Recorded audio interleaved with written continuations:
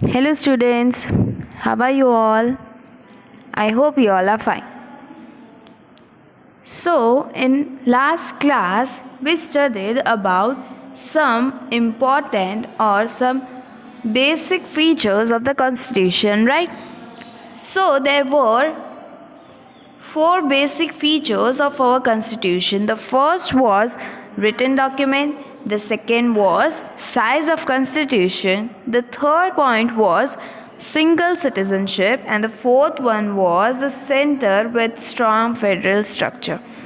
So in this topic we studied that our country, that is India, is following a federal type of government, which means that a federal type of government has two types of government.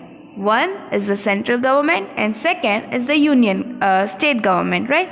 So in this type of system, the central and the state government are having different powers regarding the different topics of the state and the central part, right?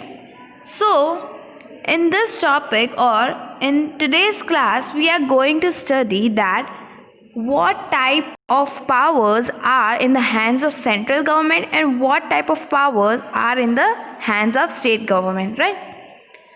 So basically, before starting the class, let me tell you that our constitution has written, or it is written in our constitution on the 7th schedule, that our government, that is the state government and the central government, will have different powers, and that different powers will be divided into three lists, right?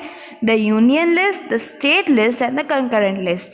Now let's begin. What are the powers which are in the hands of union list, in the state list, and the concurrent list, right? So let's begin. The constitution demarcates the powers of the central and the state government in different lists of subjects. The first is union list. So union list comprises of 97 subjects. This was the old 97 subjects.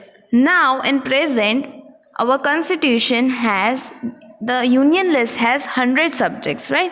So the government can also change the powers of the union list and the state list. So in present there are 97 subjects in the union list, subjects of national importance, like the topics or the powers which are for the whole country, like the defense, foreign affairs, atomic energy, banking, railway, communication, post and telegraph are included in union list. So the subjects which only the central government can handle are in the list of union list, right? So the laws or the decisions which are to be made on this type of topics, like defense, foreign affairs, atomic energy, banking, railway, communication, this all will be decided by the central government, which means the union list, the powers which union list is consisting, that powers, that laws for that particular topic will be decided by the central government. The second is the state list. So basically our state list comprises of 66 subjects.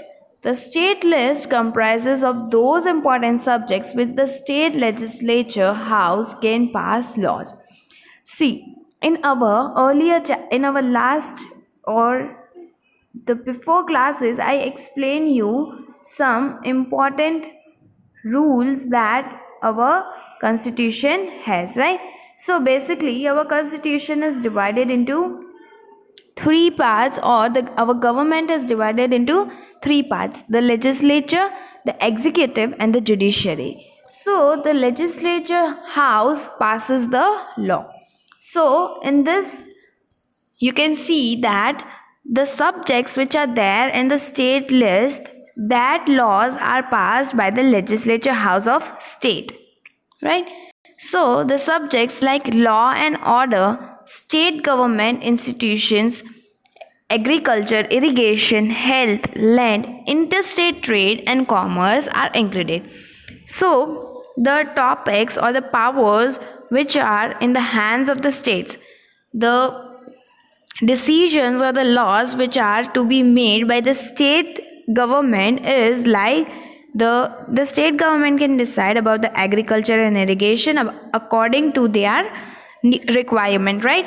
If a particular area, they need to decide which state, what type of land they are having and what type of agriculture and irrigation they need. So this all the topics which a state can handle, or the topics which are related to state, are given to the state list. So the state government will make laws on these topics, right, such as health, land, interstate trade and commerce. Now, the next is, if there is a failure of law and order in the state, the union will consist or against the will of the state and resend revised police force. So, if there is any law breaking or if the state breaks any rules, the central government or the union government will give them some not punishment, but they will give them the order to work, or they will give them the reserved police force, right? So if there is any requirement by the state, the union government will help them for that. Now the third one is the concurrent list. Concurrent list is consisting the topics which are in the hands of both the state and the central government, right? So the concurrent list consists topics for which the state and union government together will decide and make some laws. So in addition to this, the constitution provides for the third list, that is called the concurrent list.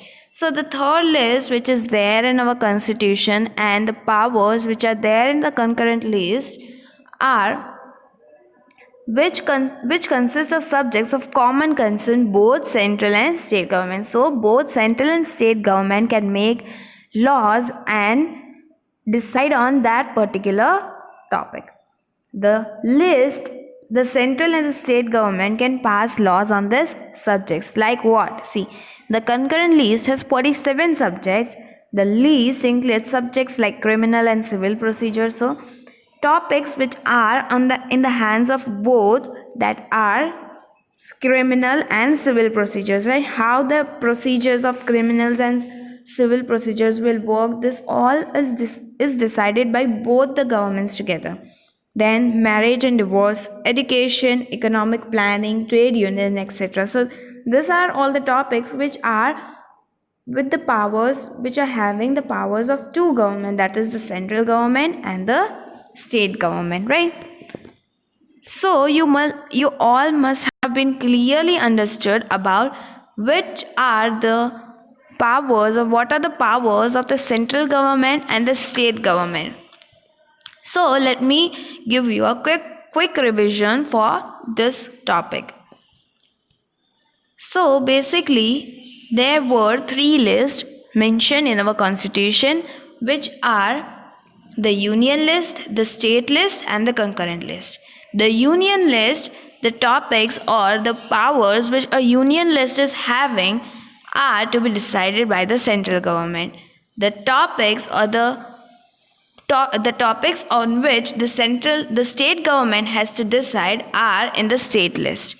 And the last one is the concurrent list. The topics or the powers which are in the hands of both state and central government. So that type of topics are there in the concurrent list.